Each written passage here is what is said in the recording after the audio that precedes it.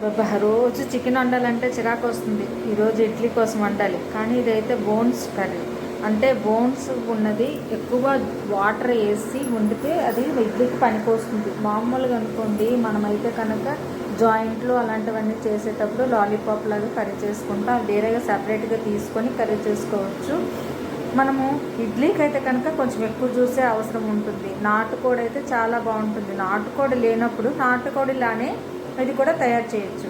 ఇది ఎక్కువగా రాగి సంకటి ఇడ్లీ తినేటప్పుడు వాటర్ లాగా వండుకోవాలి. కాకపోతే దీంట్లో కారం అయితే ఎక్కువ వేయరండి, ఇది పచ్చిమిర్చితోనే చేస్తారండి.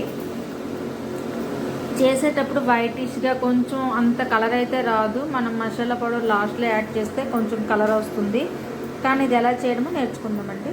ముందుగా చికెన్ చూపించాను కదండి, ఎలా తీసుకున్న విధంగా ఆ కవర్తో తెచ్చింది అందులో వేసి ఉప్పు వేసి కొంచెం నీళ్ళు వేసి కొద్దిసేపు నానపెట్టేసి ఉంచానండి, ఒక 5 నిమిషాలు. నేను ఎప్పుడు చికెన్ తెచ్చినా ఎక్కువగా మ్యారినేట్ చేయకముందు ఎక్కువగా ఫ్రైస్ అలాంటివి చేసేటప్పుడు అలా చేసి ఉంచుతాను. ఫ్రై కానీ బిర్యానీ కానీ చేసేటప్పుడు.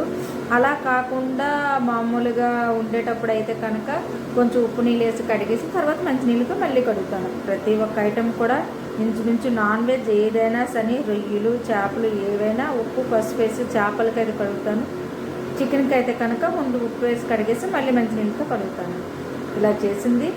దీనికి మ్యారినేట్ చేసుకోవాల్సిన అవసరం లేదు, కానీ చేసేస్తానండి. ఉప్పు పసుపు వేసేసి మ్యారినేట్ చేసి పక్కన పెట్టుకొని చూడండి, నీరంతా మనం వాచేసిన తర్వాత ఉప్పు పసుపు కారం వేసి మ్యారినేట్ చేసుకుంటే సరిపోతుంది.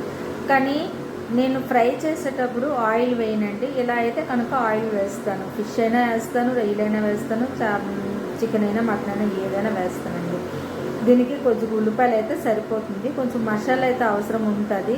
కారం వేయం కదా, కొంచెం పచ్చిమిర్చి ఎక్కువగా వేస్తాము, అల్లము వెల్లుల్లి కొంచెం ఎక్కువ వేస్తాము. వేసేసి మసాలా చేసుకుంటామండి. ఆ మసాలాని చికెన్ వేయకముందే మనము మసాలాని వేయించేస్తాం. ఉల్లిపాయలు వేగిన తర్వాత మసాలా వేయించిన తర్వాత చికెన్ వేస్తామండి. వేసేసి బాగా వేగాలండి. బాగా వేగిన తర్వాత మనము మిక్సీ చేసుకుంటాం కదా, అది తాలూకు నీళ్ళు కూడా అందులో వేసేస్తామండి. చూడండి, ఆ నీళ్ళు సరిపోతాయండి. కానీ ఇంకా ఎక్కువ కావాలంటే మనం చేసుకుని ఇడ్లీలు బట్లే ఉంటుందండి. కొంతమంది ఇడ్లీకి ఎక్కువగా పలుచగా చేసుకుంటారు. అలా పలుచగా చేస్తే కూడా ఎక్కువ చికెన్ అవసరం ఉంటుంది. అలా తక్కువ చికెన్ అయినా పర్లేదు, కానీ దాని టేస్ట్ డిఫరెంట్గా వస్తుంది. కొంచెం ఎక్కువ చికెన్ ఉండి మధ్య మధ్యలో తినేటట్లు చేసుకుంటే కొద్దిగా నీళ్ళు 1 గ్లాసులు 2 గ్లాసులు నీళ్ళు వేస్తే సరిపోతుంది. ఎందుకంటే చికెన్ ఉడకాలి కదండి. ఉడికిన తర్వాత బాగా దగ్గర అయిపోద్ది. లాస్ట్లో మసాలా పౌడర్ వేసుకుంటే సరిపోతుంది. ఇదిగోండి, ఇది ఇడ్లీ కోసం అండి. వాటరిష్గా ఉంది కదా,